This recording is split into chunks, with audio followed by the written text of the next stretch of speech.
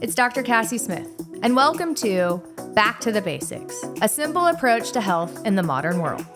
I appreciate you taking the time to join me today and hopefully learn ways that could help you improve your health. The modern world has left little time to focus on health and wellness. I hope to give you some quick and simple ways to be well and live your best life. Welcome back to this week's episode of Back to the Basics. I appreciate all the feedback I've gotten from you guys. A lot of you have been writing in and saying you want more information on PCOS, you want information on insulin resistance, things you can do more naturally to treat it. So I have a treat for you today. So I have Marcelle Pick. She's an OB-GYN Nurse Practitioner who's passionate about transforming the way women experience healthcare through an integrative approach. She co-founded the world-renowned Women to Women's Clinic in 1983 with the vision to not only treat illness, but also help support her patients in proactively making healthier choices to prevent disease. She's successfully treated thousands of individuals through her unique approach to wellness. In 2001, Marcelle created MarcellePick.com, which you should check out, with a goal to be able to reach, inspire, and educate more women worldwide. Her website offers informative articles on women's health issues and at-home solutions to some of the most troublesome symptoms women experience today. She discovered functional medicine early in her career and was honored to be among the first to be certified as a functional medicine practitioner. In addition, she holds a BS in nursing from the University of New Hampshire School of Nursing, a BA in psychology from the University of New Hampshire, and her MS in nursing from Boston College, Harvard Medical School. She's certified as an OB-GYN nurse practitioner and a pediatric nurse practitioner and is a member of the American Nurses Association and the American Nurse Practitioner Association. Marcelle is currently a faculty member at the Institute of Functional Medicine and has served as a medical advisor to Healthy Living magazine. She writes a weekly newsletter for MarcellePick.com and lectures on a variety of topics including weight loss resistance, infertility, stress and illness, and adrenal dysfunction. She's the author of The Core Balanced Diet, Is It Me or My Adrenals? And Is It Me or My Hormones? She's appeared on Dr. Oz, Fox, and ABC and has been featured in Glamour Magazine, Elle Magazine, and Women's World Magazine. Marcelle's PBS show, Is It Me or Is It My Hormones? Is a favorite among viewers. So please help me welcome Marcelle to the Back to the Basics podcast. Thank you. Yeah. So just so everyone kind of knows, we met in September, the end of September. We were at a Mindshare conference and we were sitting next to each other. So we were just there kind of trying to learn how to help make the world a better place, especially in medicine. And she graciously agreed to come on. And since so many people have been asking about PCOS, we talk about how it affects 6 to 12% of women in the United States, but insulin resistance is affecting, millions and millions of people. I would say over 90% of people have insulin resistance. And so I really wanted to get your expertise and have you come on and talk to the people that are struggling with hormone issues, not only fertility issues when they're younger, but as they transition into menopause and some of the natural things we can do to kind of help that. Absolutely. So, you and I talked about this a little while ago, and that is that I love working with people with PCOS. I know it sounds a little crazy, but if we are able to really help people change their lifestyle, change their diet, and understand that PCOS is really a metabolic problem. And we don't think of it that way. We think of it's a hormone problem, but it really isn't.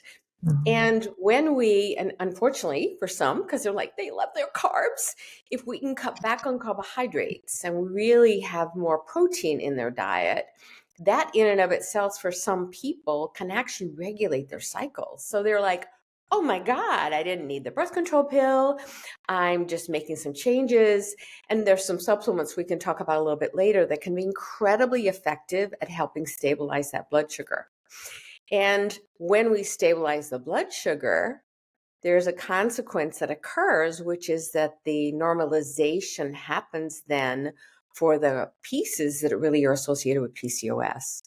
So the reason I love it so much is because it puts a lot of the power back in your own hands instead of feeling like I'm out of control with my body. I don't know what to do. And, help me. It's like, well, let's start with some of the foundational pieces and look to see, can we get your carbs down very low how much of a difference does it make? What happens with your energy? What happens with your weight? What happens then with your cycles too?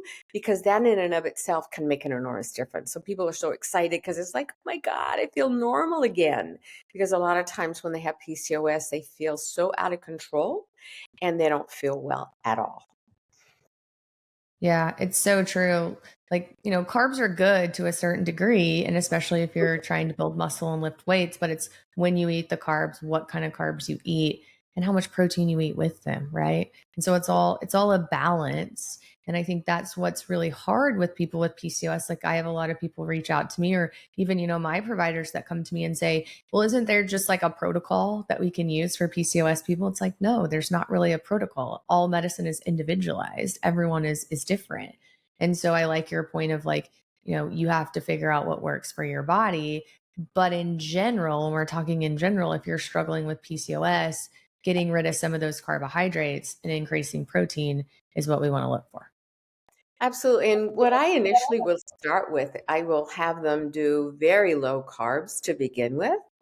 And I might even say, let's do the carbs coming from vegetables and fruit. Don't count those necessarily.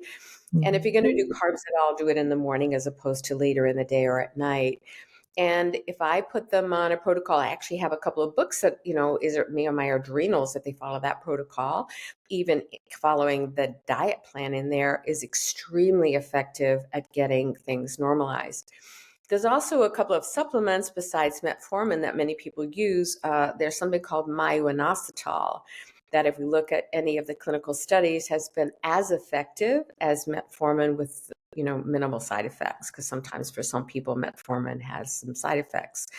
So Yeah. using that combination and then increasing kind of muscle and also being aware of the enormity of stress, because unfortunately stress causes more cortisol production, which causes more inflammation. So that whole kind of rhythm happens and people don't feel well, which is not what we want.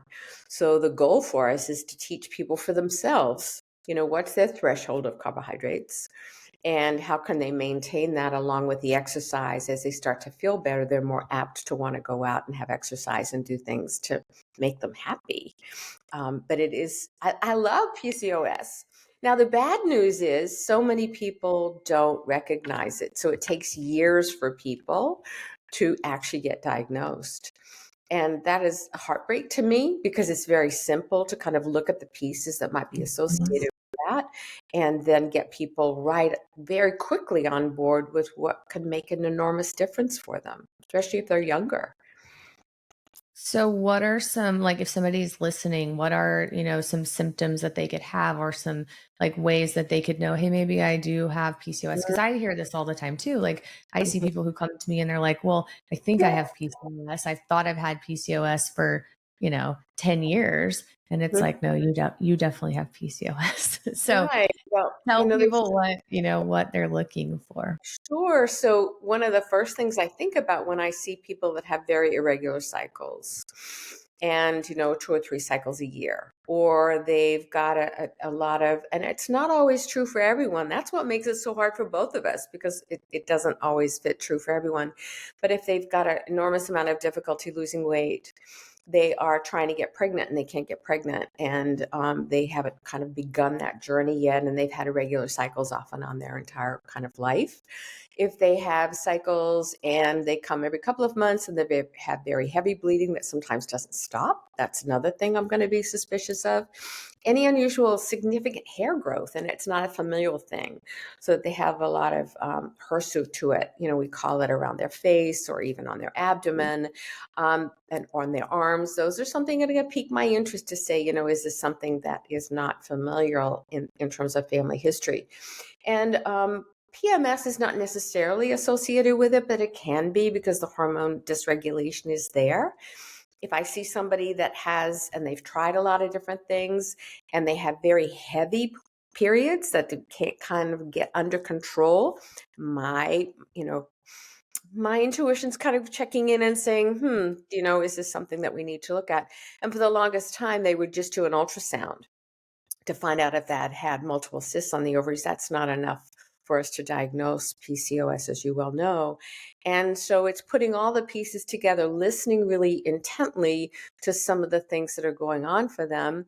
And if somebody comes in and says, I wonder about it, I listen, because we oftentimes know our bodies much better than anybody else.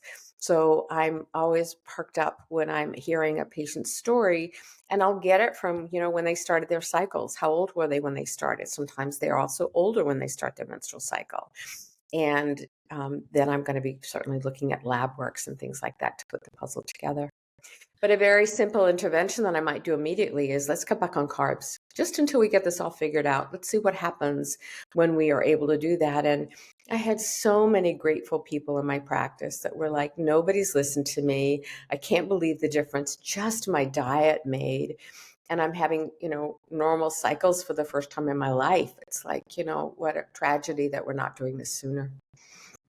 So what are some lab tests that, you said you would look at labs. What are lab tests that people need to be looking at? What are you looking for in the lab tests? So I'm going to be looking at their hormone levels, estrogen. I do it on, if they have regular cycles, I'm going to try it and do it on day about 7, their estradiol level, and then progesterone on around day 22 of their cycle. I'm going to be looking at sex hormone binding globulin, free and total testosterone. Oftentimes their testosterone levels are elevated as well.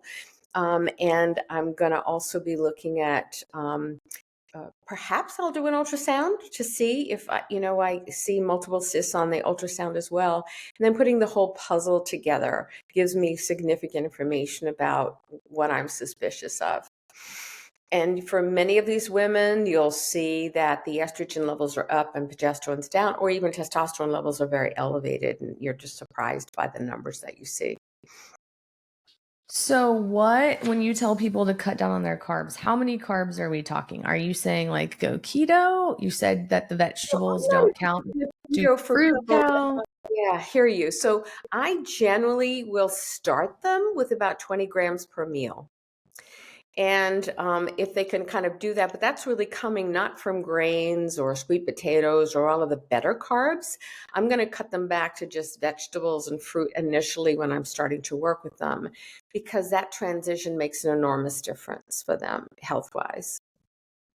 And so how long are they doing this for? Yeah, so I'll have them do it for a couple of months, and I probably will come see them after a month and see how they're doing, just to give them some support. And then after that, and we have perhaps even if they've not had regular periods and they've got this cycle and they're so excited about it, I might add the myoinositol to really help kind of blood sugars, or I'll add allulose. Allulose is very, very effective. And I will have them use a scoop of allulose after every meal, because that also stabilizes blood sugar. It's a sugar alcohol, but the research on allulose is pretty spectacular with regards to normalizing blood sugars. Okay, so allulose is just something you can get anywhere? Yeah, you can. You get it on, it's by RX Sugar is probably one of my favorites. You can get it on Amazon. And it's very, very sweet. The bad news is that for some people it causes a digestive upset. So that would be the thing that would be associated with it as well. Okay. So you're saying 20 grams of carbs per meal. So just from fruits and vegetables, basically. So no sweet potatoes, no rice, no beans, anything. Not initially. And then we see the threshold. And then I'll start adding the carbs back to see where's that dance for them about what their metabolic system really is able to do. And sometimes if they've had problems for a long time, I'll be much more restrictive and just say, can you do this? And we'll see kind of what their buy-in is. Some of them are I'll do anything you say. I don't feel well. My energy is not great. And it comes with what we call metabolic inflexibility. Mhm. So when we think of PCOS, I'm thinking about blood sugars. I'm thinking about blood pressure. I'm thinking about the whole metabolic system, not metabolism.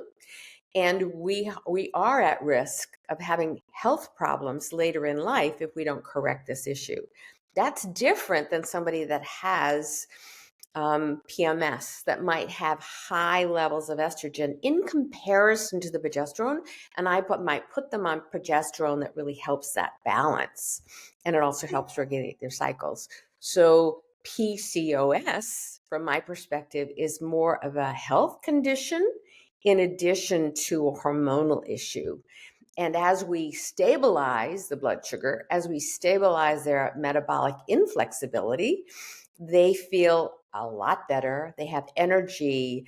Their moods are more stable. Their cycles come back. They're so excited that they're normal again.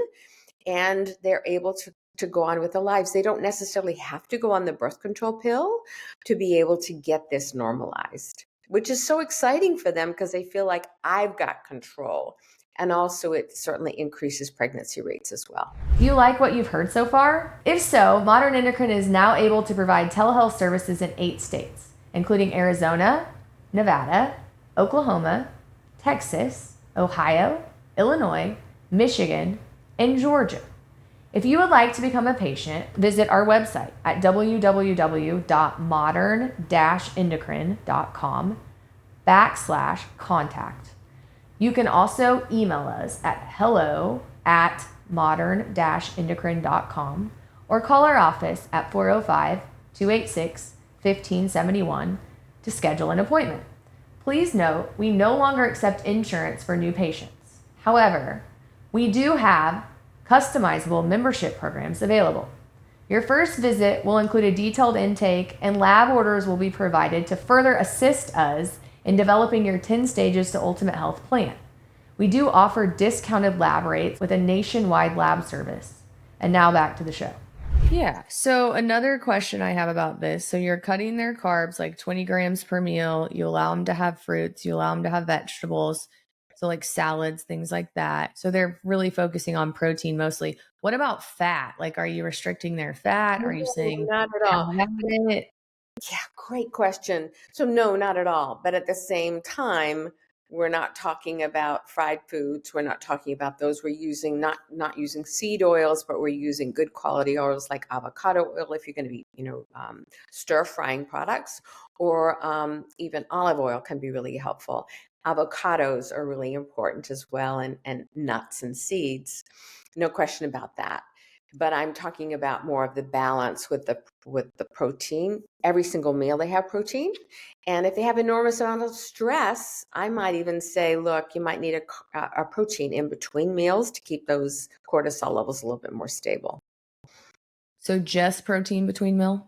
If you're super No, stressed? definitely not. If they want to have some vegetables with it, I'd be mindful of the kind of fruits that they have. Like pineapple's much higher in sugar, and so it's going to destabilize the blood sugar levels. And again, everybody's so different in terms of how they respond. So I'm much more restrictive initially, then I start adding things back as I start to see how they're responding to it. Some people have a threshold that they can have more, and others not. But like peach cobbler or something like that, I'd probably stay away from those things because they're so high in sugar. And that's going to really shift that blood sugar again. And then we're going to be back into that same quandary that we're in before. So you're doing this for like a couple months, and then what are you looking for before you say, okay, you can have more carbs? Like, what are you trying to Yeah, figure if out? they're not, I'm looking at how stable their blood sugars are. And I might even have them use a continuous glucose monitor for a month to see what's happening with their blood sugars, because we're all different. If I don't sleep, my blood sugar goes up. So it's really looking at all those parameters that help us stay healthier. And then I will also have them kind of track what they're doing, what's happening with their cycles, what's happening with their moods, what's happening with their energy, how it's happening with their body fat. Are they starting to lose weight around the abdomen? Because that's oftentimes where you'll see that body composition change around their middles as well. And then we will gradually add back in as much as they're able to tolerate, because they'll have a different threshold. I might then start saying, well, let's do sweet potatoes, perhaps brown rice. It's a little bit more tricky than some of the other slower burning carbs, but I don't have them do carbs in the afternoon or evening. It seems like that's the place in which people have more destabilization of their blood sugars. So PCOS now, it used to be this disease of overweight people, but there's a lot of people that aren't overweight anymore that have PCOS. So Absolutely. wonder if you're somebody who has PCOS and you're not underweight or you're not overweight, maybe you're even underweight, and then also you're exercising. Are you still telling them like no carbs if they're, lifting heavy weights and they're not overweight? No, the problem is we need carbs if we're doing weight training, but it's finding that threshold for them. Maybe they're the people that do 30 grams of carbs per meal, or, Mhm. is it 40? And looking at their blood sugars as well as looking at their stamina, their energy, and seeing then also what's happening with hormones. Amazing question, because you're absolutely right. The first time I saw somebody that was underweight, I was like, wow. This was very early on in my career. I was like, no, it's not. Generally, it's more so that people are, but you absolutely see people that are underweight that are also have PCOS. So it's finding that threshold for them about where's that metabolic inflexibility coming from. And we may need to do some other kind of what I call adjunct testing, adrenal testing for one, to look at their cortisol production, and possibly even looking at the gut microbiome to see, does that play a piece in all of this? And that's always true for me anyway. I'm going to be looking at adrenals. And adrenals trump hormones and adrenals trump thyroid. So we always have to be mindful that the enormity of the cortisol and that cortisol regulation plays into all these things. Yeah, I would agree. I'm glad you brought that up. So adrenals, I agree. Adrenals trump hormones and they trump thyroid because your adrenal gland makes your hormones. But I would agree that your gut trumps it all. And so I think that gut testing is very helpful in people, in most people. If you're walking around in this country and you have GI symptoms, so if you have acid reflux, if you have diarrhea, if you have constipation, if you're bloated, if you have gas, you need a GI map, in my opinion. But then the So other thing is Dutch testing, right? Like, so not everyone absorbs their hormones the same way or metabolizes them the same way. And so I think sometimes, that's helpful as well, in addition to the continuous glucose monitor. And so I think there's going to be a lot of questions around the thing that we were just talking about as far as like exercise and PCOS, because I get a lot of questions too, like, well, can I exercise if I have PCOS? Am I I'm not supposed to run. Can I walk? Can I lift weights? Because a lot of these people with PCOS do have adrenal glands that are, their cortisol is very high. So let's kind of focus on that because I have a sure. lot of thoughts about that too. So I guess we can start with, if you are going to exercise with PCOS, and you should, by the way, when you start exercising, what kind of exercise are we doing? Are we walking? Are we running? Are we stair climbing? Are we lifting weights? Are we lifting heavy weights? Are we lifting light weights? Are we doing it every day? What are we doing? So the place that I start is looking at adrenal function. I can't just make an assessment listening to somebody's story. So I'm going to want to know what their cortisol levels are. Are they flatlined? Are they the racehorse, I call it in my book, that they're just high all the time? Where are they? And if they have adrenal, they're really flatlined, I don't want their heart rate over 90. So whatever it takes for them to not get over 90 until they heal their adrenals. Then I'm going to be much more apt to say, look, we know that interval training is probably the most powerful training. Going to the gym for 2 hours is probably not very healthy for any of us. And we're looking at what's happening in terms of oxidative stress for these people. If they're pushing and pushing and pushing and they're doing a marathon every other day, I'm not really, but you know what I mean? That we Mhm. don't know that that's helpful. Do I think that weight training is incredibly important? Absolutely. And in fact, most of us would agree as we get older, heavier weights are better. But you can also do it in combination with some of the yoga exercises. So it's finding for me what my patients love to do. If I say to them, go to the gym, and they're like, they will never do it, it will never happen. What is the formula that they're going to do on a consistent, regular basis? So it's the weights, it's the aerobics, using interval training, and also then finding out what is shifting their body the most, and also finding out how much muscle mass they have versus fat mass. Yeah. That's also very important and very helpful, because if you're a skinny fat person, that's not good for you either. So it's, whatever you like doing, perhaps getting a trainer, perhaps going to the gym, perhaps having your own home gym and doing some kind of aerobic exercise in addition to the weights is what seems to be the sweet spot for many people. And if you have PCOS, absolutely you need to exercise unless you're a flatliner for adrenal function, in my opinion. So when you say a flatliner for adrenal function, are you talking about salivary cortisol? Are you talking I am about, talking about salivary, yes. I'm not talking about people with Addison's disease. That's a whole different scenario, or Cushing's, which you probably see in your business, but in practice, I'm talking about people that do cortisol levels and we see they're almost stage 4 adrenal dysfunction.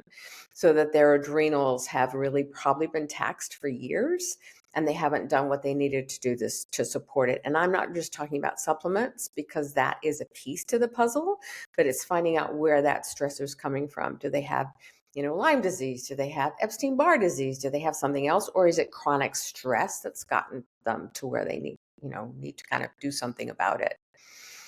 When people's yeah. get up and go is get up and gone, and I start paying attention more to, what else is going on, irrespective of their age. Yeah. And you can do that with Dutch testing too, right? So salivary Dutch Absolutely. testing. But Absolutely. Yes. yeah, I think that's true. Like figuring out, if you've hit this wall, then so if somebody has hit this wall, then how do they fix their adrenals? That's a good point. So back up for a second. If you have PCOS, your cortisol matters, your adrenal function matters. And if your Yep. adrenal function, yeah, your gut matters. And if all those are okay, then yes, you can lift weights and you should. And you should be doing some sort of cardiovascular activity. And I'm fine with level 2 cardio, just walking. But if you are in really bad shape and your adrenals are completely, done, then we might even have to start with just yoga, like Marcelle said, just very calming things. And we have to work on fixing your adrenals.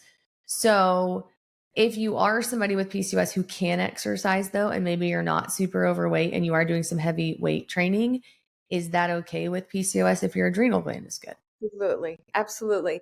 As long as the adrenals are flatlined. Yeah, absolutely.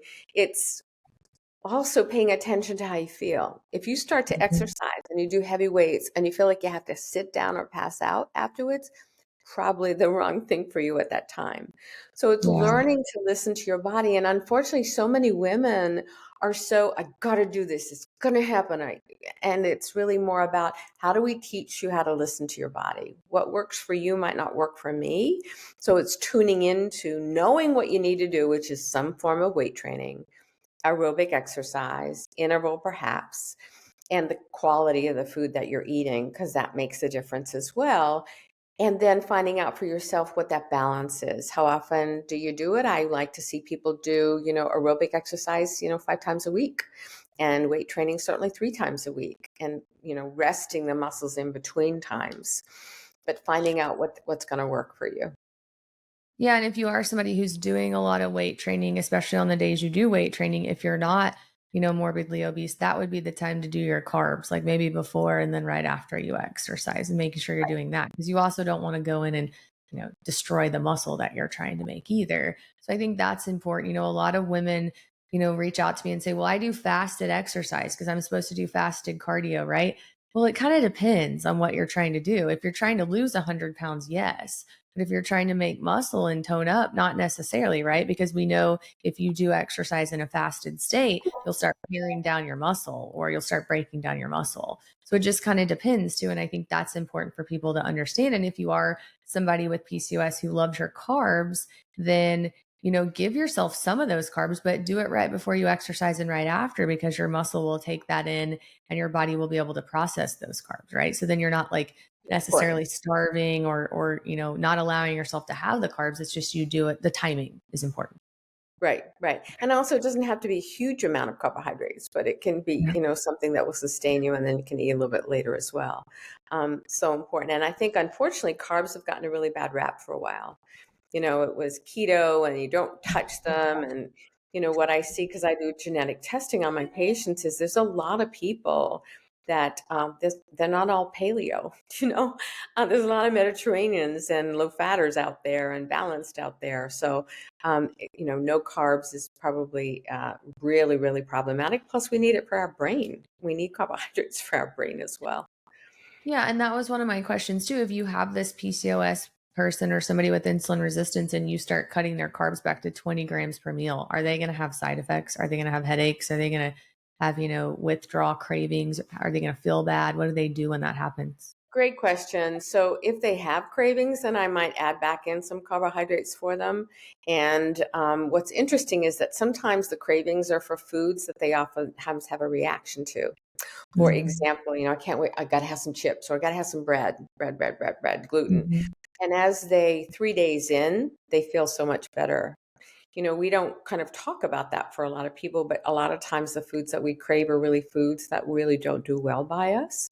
And so it's finding out that sweet spot for ourselves. And people are so confused about what they're supposed to eat. Yeah. Is it low fat, low carb, Mediterranean? I don't know. Is it, this is bad for you, that's bad for you. And the noise that I hear from my patients about food is I don't know what to eat anymore. I don't even know where to start. So it's getting back to the basics, which is really healthy quality foods and protein, really, really important. A lot of people ask me, should they be vegetarian? And they absolutely will not eat meat. Well, the problem with that is that there's not a lot of protein in some of the other foods that they're getting. And I have never found here people do really, really well with vegetarian for long, long term. I just haven't seen it. Yeah, I would agree. It's hard. Like Yeah. pescatarian, maybe if you'll eat some fish and some eggs, but we have so much processed bad food in this country that I feel like most people that are vegetarian or vegan end up eating a bunch of crap. And so then they're not healthy. They just aren't. I know. So it is hard, unfortunately. And I would agree with you with the food noise. I think one of the things that's really important too is like you said, going back to the basics, eating whole, single ingredient, nutritious foods. Sleep is another thing that kills people's metabolism, though, and their stress and their PCOS.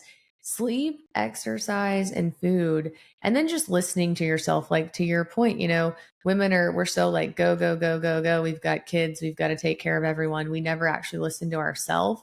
And so some of the most amazing transformations with my weightlifting, my body, myself in the last year have happened when I got a trainer who every day is like, how do you feel? Like when we're lifting, how did that feel? Like, and you're used to like, and he's like, no, I need words, Cassie. Like, how do you feel? Do you feel strong? Do you feel tired? Do you feel, and then depending on how I feel, he changes things. And it's actually pretty cool because, this morning we were doing legs and he had this big, heavy leg day planned and we started and I was like 2 sets in and he's like, you don't feel good. I can tell you don't feel good. And so we just changed and we went light and we went more reps and I felt great when we were done, And so just knowing that, and then knowing that last night, I didn't eat a lot of carbs at dinner. I didn't sleep great last night because we've had storms. And so like all that plays into it. Right. And so just adjusting that, it's okay to do that, but you have to listen to yourself and know to do that. Right. Oh, I love that point Yeah. because we do well by that. We kind Yeah. of look at the criteria outside of ourselves, the Hollywood movie stars or whatever.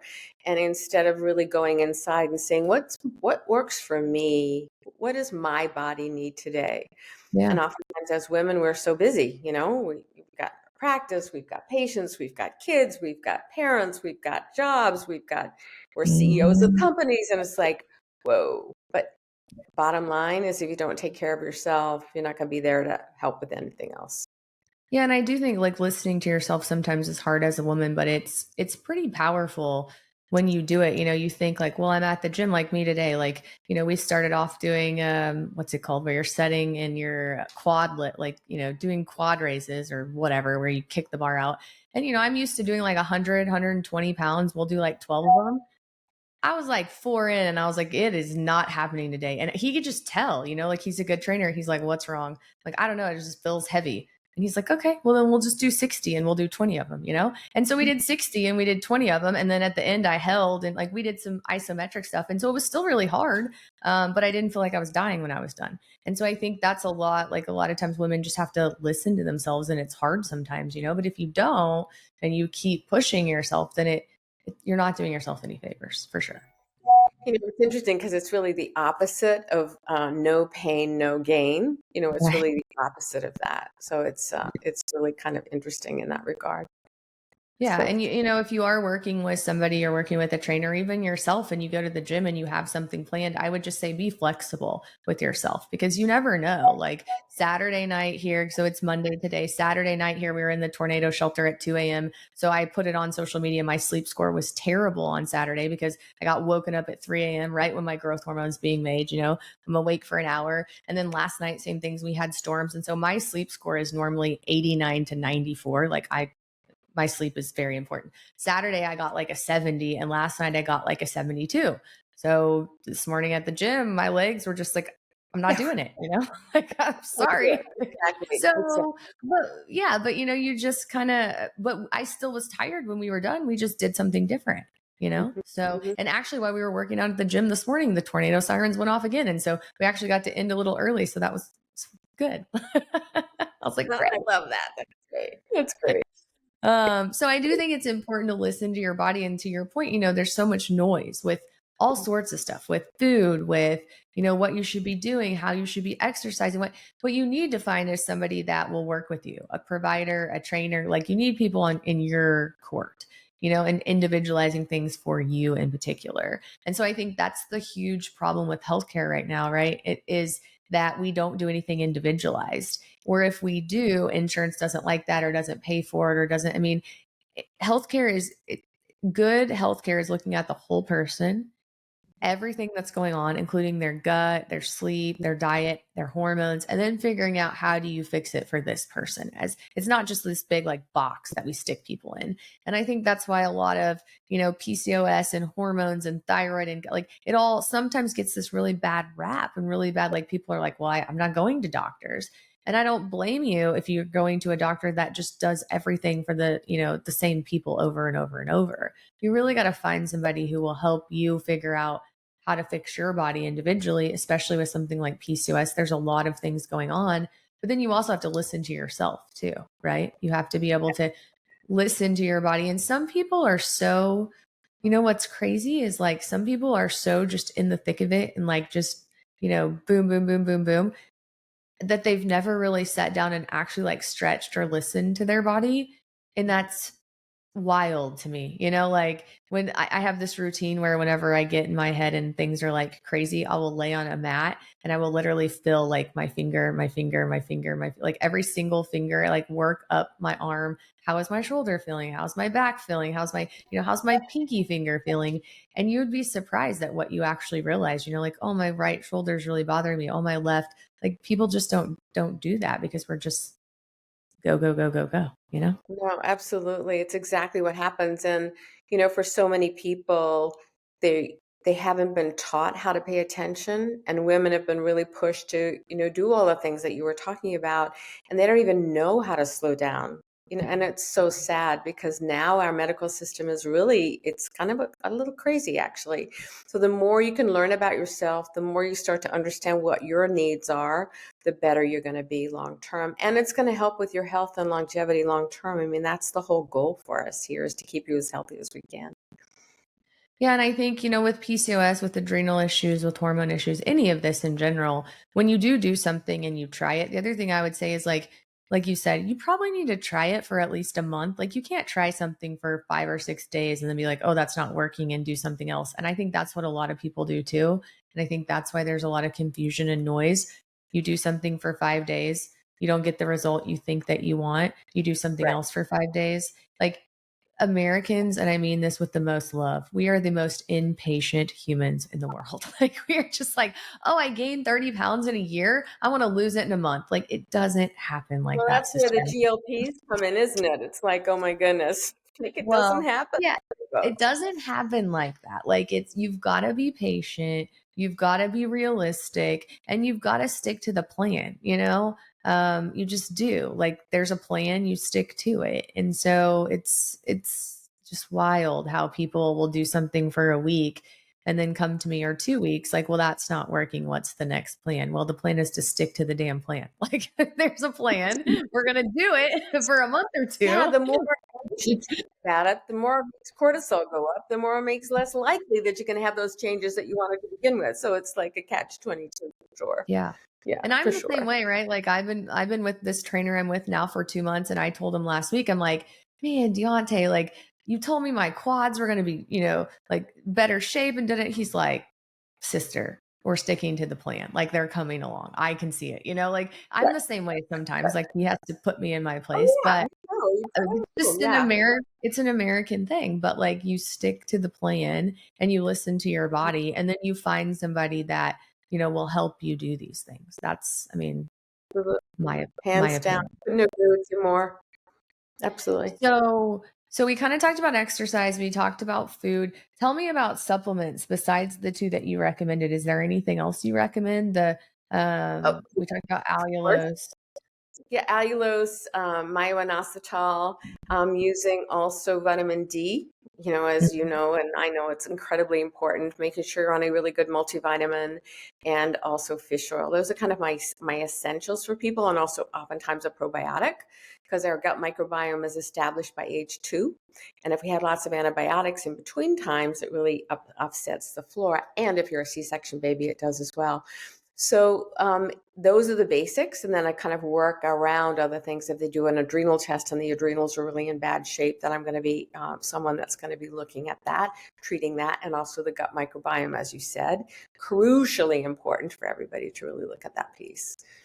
But we Yeah. can get people better. We can have people feel amazing and much, Yeah, much.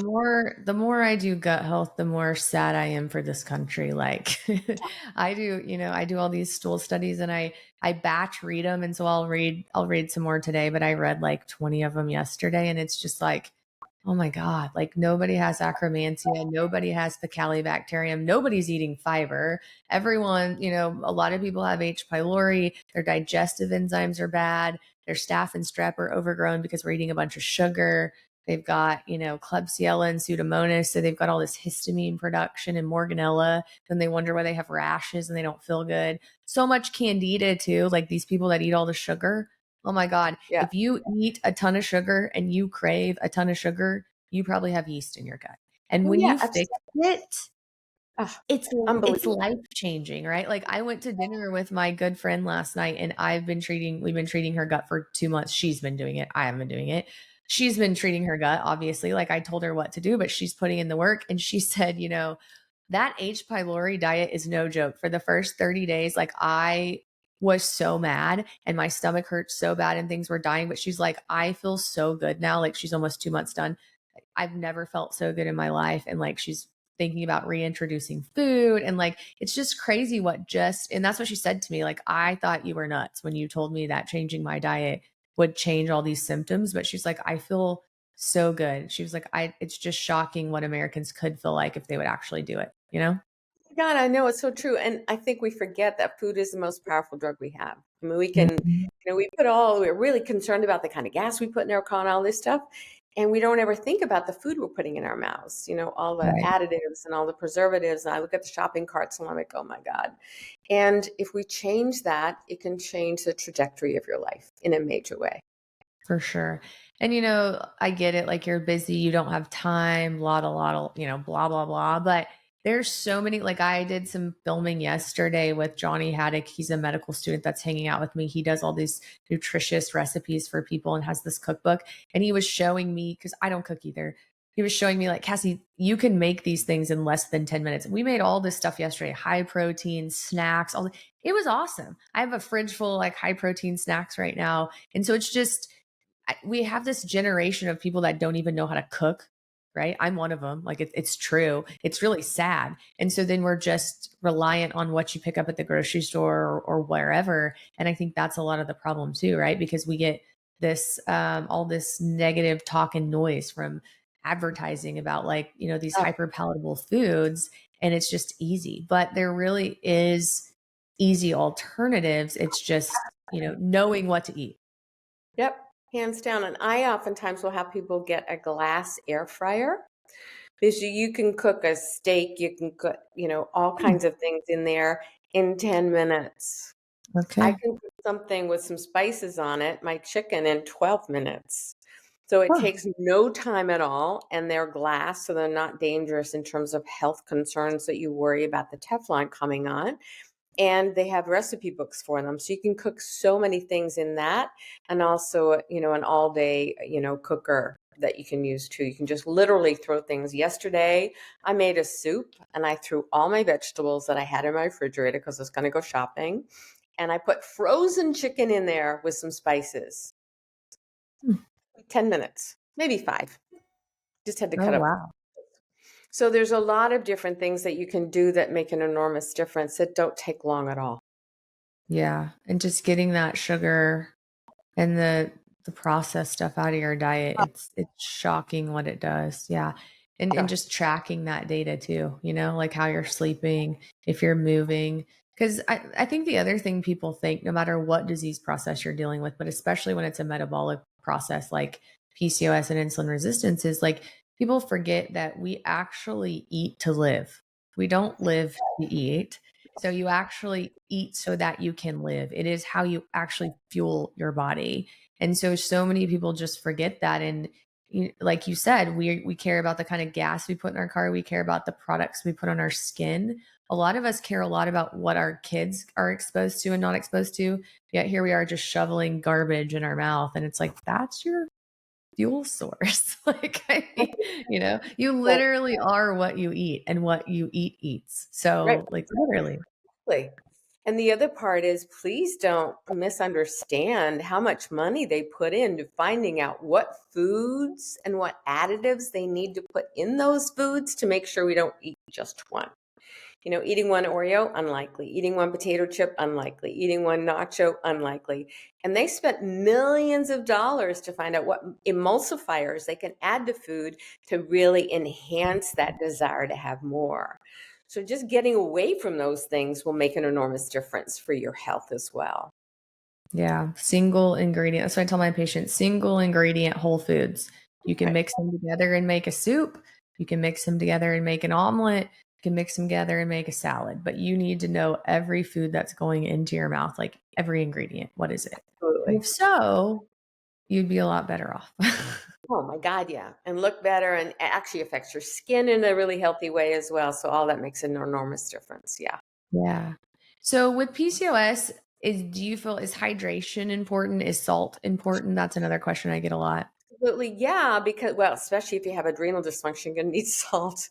Yeah. And I think we've really downplayed salt a lot in our culture is, don't have salt, don't have salt, but we really need it, especially when people have adrenal issues. And water is really important. We don't hydrate often enough. And if you have, especially if you're working out the gym or you're doing any of those activities, absolutely water is incredibly important. But the kind of water you have also matters. So if you're just using tap water and you've got chlorine and fluoride in it, probably not the best option. So make sure you've got filtered water. And also if you have a shower, and we're showering and we're so hot and it's so exciting and we've got chlorine in the shower, it's probably not the best for us. To find a filter then for your showers would be helpful, and you can get them in Amazon. Yeah. So we live in Oklahoma and we had our water tested at our house, and what Oklahoma considers a safe water, I do not consider a safe water. So we had our water tested and I was like, yeah, no. So we have a filter system on our house. So all the water that comes in is filtered. And then I even put a reverse osmosis filter in the kitchen water, even after it's filtered. Because when Yep. I saw the test of what my water looked like from Oklahoma City Public Water, I was appalled. And then we also have a filtered system at the office that staff drink out of, because I was like, I'm not, no, No. no. So yeah, so hydration is very important. What about caffeine? I get that question a lot too. If you have PCOS, can you have caffeine? Is there too much? Like, is there an amount that's too much? Is there a definite that we know about PCOS? Probably not. If you have adrenal issues, I'm not a really fan of caffeine for you because you're going to really rely on it. But I'm fine with a cup of coffee in the morning, or a cup, some caffeine in the morning. I don't have a problem with that. All day long, no. I wouldn't recommend that for people. What about decaf? Is that okay? Yeah, decaf is Okay. fine. What about iced tea? Because we're in Oklahoma and everyone loves iced Yeah, I tea. mean, even a cup of iced tea is fine. It's when we get into too much that we really have a problem. That's the issue, Yeah. is really having too much of that, for sure. And if it's sweet tea, that's a problem. If it's from H2O tea or whatever, all that sweet tea, like maybe a cup. But again, I'm not a big proponent of sugar sweetened beverages, but you definitely should not be drinking a gallon of iced tea a day. Right, right, right. Correct. Absolutely. I mean, I think anything in moderation is fine. It's when we start having 5 cups Mhm. of tea that it's probably not the best option for us. So I think it's really finding that solution for you that really works well. But it's probably just, a cup in the morning, not relying on it all day long. If you have adrenal issues, that's what's going to happen is you're going to want more and more and more of it. What about energy drinks? I have a lot of people who say, well, can I have energy drinks? These energy drinks have 2000 or 200 or 300 milligrams of caffeine. What is your take on that? Not a big fan of it. If you look at the other ingredients in them, you're really not. I mean, if you need an energy drink, why do you need an energy drink? What's happening? Did you not sleep well the night before? Are you not, do you have too much stress going on in your life? What's your diet like? Are you relying on too many carbs and, you don't have enough protein? I'm not a big fan. I'm not either of any of them. We have I people that say, oh, there's nothing in this. There's no sugar. I'm with Very you. Like, why do you need an energy drink? Drink right, some water with some right, salt, but if you're right, craving energy drinks too, I'm also thinking what's going on with your gut, right? Like, right. do you have some out of balance something? So I'm with you. Like the people that drink 5 and 6 energy drinks a day, you guys have no idea not only what you're doing to your gut microbiome, how many calories you're consuming if it's not diet. And then if it is diet, you're still just destroying your gut microbiome. And all that caffeine is wrecking your adrenal glands. Right. Hands down. I completely agree with you with everything we've talked about today, actually. Yeah. And a lot of people, it's funny. I'll have people, I can't sleep. I can't sleep. Well, how many, I drink soda and energy drinks all day long, but I can't sleep. I'm like, you don't say, because caffeine takes like Like 24 who hours else knew? to get Exactly. into your system. I'm like, Exactly. Or, I can't sleep, but I drink wine or I drink, and it's like, It's like, man, it's not going to work it all either. it all goes together, and the answer is not to drug you to sleep either. Like, because, Right. well, can I have this? It's like, no, Yeah. and it's, I don't know. It's just wild how people, want that pill for something like sleep. And it's like, if you have a good sleep routine, then you should be able to just go to sleep. And I struggled with sleep for a really long time. It used to frustrate me. My husband would lay down and fall asleep like that. And I'm like, what the heck? But now, like in the last 2 years, I have this routine I go through every night. I'm in bed at the same time. And I mean, my Aura ring says my latency is usually around 5 minutes or less. Like I'm asleep and I stay asleep and it's Perfect. great. And I'm not medicated. I take a little bit of magnesiums. I take low dose naltrexone, and that's it. I mean, Yeah. it's amazing. So, okay, so no to the energy drinks. Coffee's okay in the morning if you have 1 cup. You can do decaf throughout the day. You can have 1 glass of tea. You should not be drinking tea all day long. What about cold plunges and hot, like saunas, red lights, if you have PCOS? I get a lot of questions like that too. Can I get in a cold plunge if I have PCOS?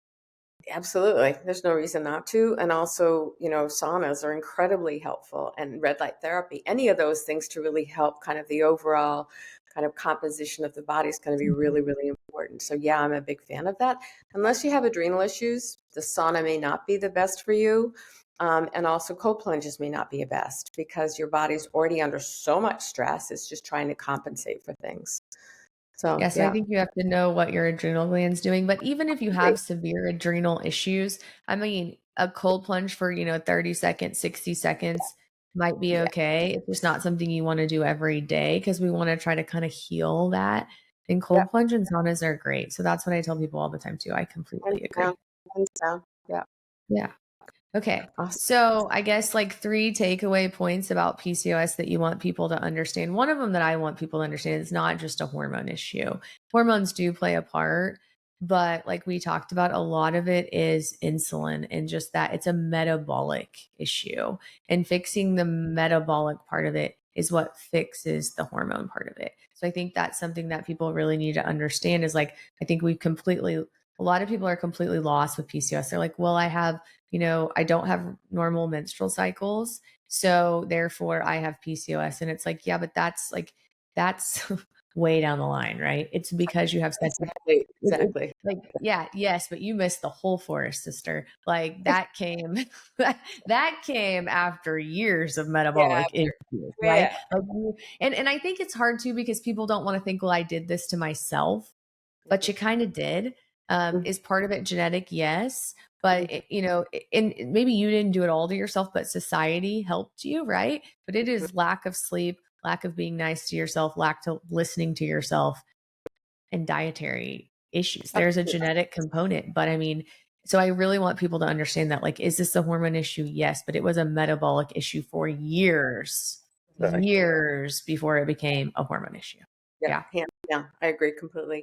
Everything. Also listening to yourself, knowing that you can change this. That's the most powerful thing that we can tell people is this is changeable and we can do something about it, but it is absolutely a metabolic issue. That's why I love working with it so much, because you can see such changes really relatively quickly when we kind of look at the food first and then sleep, having good quality amounts of water, filtering your water, decreasing the detoxification kind of worries that we have in our system, because we've got a shower that's got chlorine in it, we've got mercury in our mouths, all kinds of other things, but that all of that goes together. And also the gut microbiome, adrenal function, and then hormones are later. Yep. Okay, perfect. So Awesome. I have 3 questions that I end every podcast with. And Yes, people ma'am. love this, so I'm going to ask you the question. So don't overthink them. But what is one food that's the most beneficial and why? One food? One food that's the most beneficial and why? Probably protein, because it really helps your appetite control. It also helps with building muscle. And it also really helps with brain function. There's many other things we can do, and vegetables are really important too, but you really need to sustain your health long-term with protein, whatever that Pick protein. one protein. Pick one. One protein. Oh my goodness. Pick one. Probably it would be organic red meat. Okay. Twice a week, 3 times a week. Okay. What is one thing that anyone can do that would benefit their health that is 100% free? 5 minutes of meditation a day, whatever that is for you. Whether I'm a barroom dancer, so I dance a lot. That's my meditation. Just being quiet, doing the mat thing that you talked about, any of those things, just for 5 minutes a day. Yep, I completely agree. And the last question is, what is one thing you wish you would have known about your health 10 or 15 years ago that you would have done differently? Wow, that's a hard one, because I've been in functional medicine for 40 years. Okay, what is one thing you wish you would have known about your health 45 years ago that you would have done differently? Yeah, how important food is, because I had endometriosis, and if I'd known that, it would have changed the trajectory of many things for me. Yeah. So food. Food. Okay. Food. So thank you so much, Marcelle, You're for so coming welcome. on and helping me educate people with PCOS. I appreciate it. I know there's a lot of misinformation out there. So if you enjoyed this, if you know anyone that has PCOS, if you know anyone that would just benefit from this information, which is probably most people, then please do us a favor and like it, share it with everyone. And then before we go, tell people how they can find you. Sure, of course. That's easy. Marcelle Pick, MarcellePick.com. I have all my, information. I've got probably about 2,000 blogs on there by now. So lots of information for people to look at, as well as a weight loss program they can check out too. So lots of good stuff on her site. So make sure you check that out as well. And then join us next week on Back to the Basics. Have a good week. The information presented, including any materials discussed, referenced, or linked within this podcast, are for general educational purposes only, not the practice of medicine. No doctor-patient relationship is formed from you listening to this podcast or utilizing any of the information provided. I am a doctor, but I am not talking to you as your doctor. The information provided is not intended to diagnose or treat health problems, or take the place of the professional medical care provided by your doctor. If you are experiencing any health problems, including problems you believe have been touched upon in any respect within this podcast, you should consult your doctor about the problems without delay. You may ask your doctor whether he or she believes the information I have provided would be helpful to you, but you should still consult your doctor immediately and follow his or her medical advice as your treating physician. I'm just here to provide you basic knowledge about the issues we discuss so you are more aware of them and can better discuss them with your doctor. That's why we call it Back to the Basics. Join me on the next episode as we continue our journey.